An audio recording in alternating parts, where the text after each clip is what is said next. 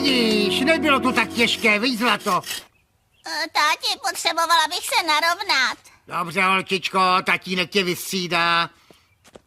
No jo, opravdu krásný. Au! Nic se neděje. Pitomá Líza. Musím si pospíšit, beton tvrdne. Mrknu se na to.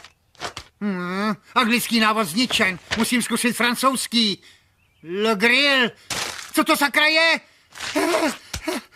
Tak dělej. Tak.